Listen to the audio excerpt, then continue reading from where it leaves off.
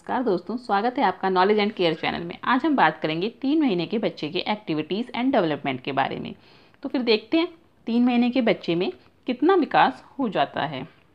बात करें अगर उसके वेट और हाइट की, तो जो लड़की होती है उसका वेट 4 से 6 किलो हो जाता है 3 महीने में, और हाइट 60 सेंटीमीटर तक हो जाती है।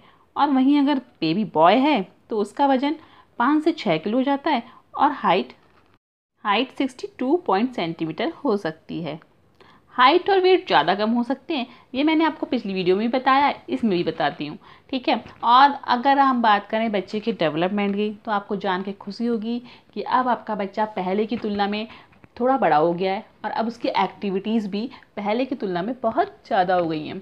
आपने देखा जहाँ बच्चा पहले सिर्फ आपको पहचानता था और घर के कुछ सदस्यों को पहचानने की कोशिश कर रहा था, वहीं 3 महीने का होते होते बच्चा घर के सभी सदस्यों को अच्छे से पहचानने लगता है और उनके साथ अच्छे से घुल मिल जाता है। अब वो उनमें से किसी की भी गोद में भी चला जाता है और सबसे बात करने लगता है, खेलने लगता है उनके साथ। लेकिन अब आप ये भी देखोगे कि जब बाहर का कोई सदस्य आता है जिसे बच्चे ने नहीं देखा, बच्चा उससे अनजान है, तो अगर बच्चे से वो बात कर रहा है या फिर बच्चे को उसने गोद में उठा लिया, तो आप बच्चा रोने लगता है और आपको ये बताने की कोशिश करता है कि मैं इसकी गोद में सेफ नहीं हूँ। अगर अब हम बात बच्चे के बोलने और सुनने की करें, तो अब उसका सुनना पहले से बहुत बेहतर हो गया है। अब वह बहुत दूर से भी बातें सुन सकता है, आपकी आवाज़ सुन सकता है, और बोलना वो धीरे धीरे करके सीख रहा है। बहुत कुछ अपने फेस के एक्सप्रेशन से आपको बताने की कोशिश कर सकता है। एग्जाम्पल के लिए जब आप उसके साथ बातें कर रही हैं, तो वो भी अपने एक्सप्रेशन देकर, मुस्कुरा कर आपको बताने की कोशिश कर रहा है कि मैं भी आपसे कुछ कहना चाहता हूँ, बट अभी पूरा बोल नहीं पाएगा। सिर्फ क्यूट सा फेस बनाएगा, मुस्कुराएगा, अपने हाथ पैर जोर जोर से हिलाएगा। अब कई बार जब वो कोई जानी पहचानी आवाज़ सुनेगा तो मुस्कुराने लगेगा। कहीं दूर से कोई आवाज़ सुनेगा तो अपना सिर घुमाकर उस तरफ देखने लगेगा, और देखने के बाद अगर उसे पता चल जाए कि हाँ ये इंसान उससे बात करना चाह रहा है, तो उसकी तरफ देख के स्माइल करेगा। अगर बात उसके शारीरिक विकास की करें, तो अब आप देखेंगे कि जब आपने उसे टमी टाइम पे रखा हुआ है, मतलब पेट के बल लेटा रखा है, तो बच्चा अपना सिर उठा सकता है, पूरा अच्छे से स्टेबल रख सकता है अपने सिर को। जैसे पहले उसका सिर उठाने के बाद थोड़ा हिल रहा था इधर उधर, है ना, अपने सिर को सीधा नहीं खड़ा कर पा रहा था, लेकिन अब वो अपने सिर को स्थिर रख सकता है और उसको पूरा घुमा सकता है इधर से उधर अच्छे से। और आप देखेंगे कि वे अपने दोनों हाथों पर अपने शरीर के हिस्से को, शरीर के भार को रखने की कोशिश कर रहा है, और वो इसमें बहुत हद तक सफल भी हो जाता है। 3 महीने का होते होते बच्चे की आईसाइट पहले से बेहतर हो जाती है। जहाँ पहले वह सिर्फ ब्लैक एंड वाइट कलर ही देख पा रहा था, अब वह सारे कलर देख सकता है और साथ उन कलर को देखकर बहुत खुश भी होता है। आप देखेंगे बच्चे को, जब कोई बच्चा दूसरे कलर्स की कोई चीज़ देखता है तो उसकी तरफ अट्रैक्ट होता है और उसे देखकर बहुत खुश होता है, स्माइल करने लगता है। कभी कभी उसे कोई खिलौना बहुत ज़्यादा पसंद आ जाता है तो वह उसे टकटकी लगा के घंटों तक देखता रहता है। फॉर एग्जाम्पल, जैसे आपने उसे झूले में लिटाया है, तो झूले के ऊपर जो उसके खिलौने लटके होते हैं, तो उन्हें अगर वो खिलौने मूव कर रहे हैं तो वो उनको बहुत ध्यान से देखेगा, खुश होगा। इस महीने में बच्चा मुंह के अंदर अपना हाथ देना सीख जाता है, अपनी उंगलियां, अपना अंगूठा चूसने लगता है। ये उसकी कोई आदत नहीं होती, ये एक भूख का संकेत भी हो सकता है। तो वो भूखा है तो वो अपने हाथ चूस रहा है, वैसे अगर वो भूखा नहीं है तो भी वो इस महीने में अपने हाथ चूसने लगता है। ये उसके डेवलपमेंट का हिस्सा है।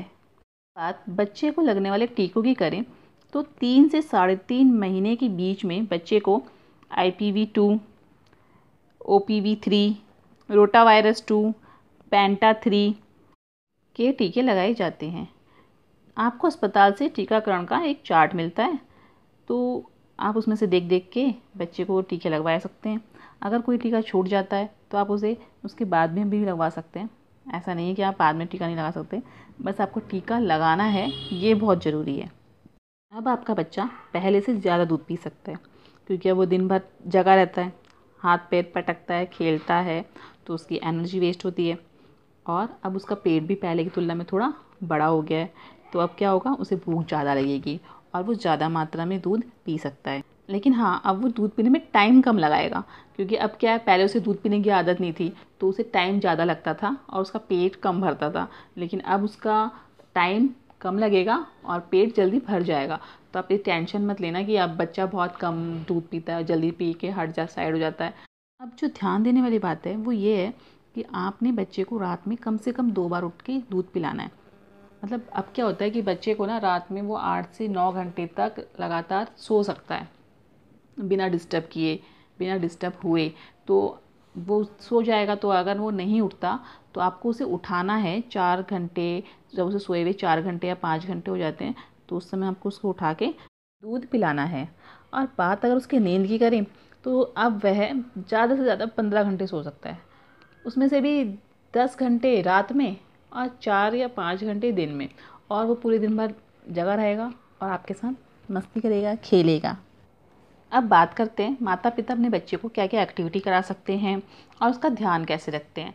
फर्स्टली माता पिता अब उसे बाहर घुमाने ले जा सकते हैं।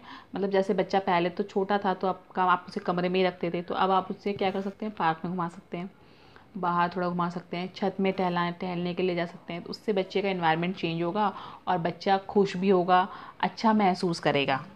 अब माँ को चाहिए कि वो बच्चे को थोड़ी देर धूप भी सिखाए, क्योंकि आप सब जानते होंगे धूप में विटामिन डी होता है और बच्चे की हड्डियों के लिए विटामिन डी की बहुत ज़्यादा ज़रूरत है।